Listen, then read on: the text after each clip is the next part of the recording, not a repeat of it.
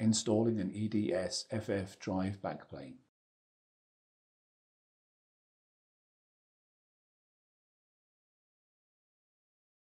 Align the hole on the backplane with the pin on the chassis, place the backplane down and then slide it slightly into the chassis.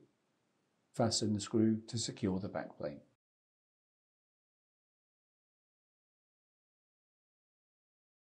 Connect the cables to the backplane.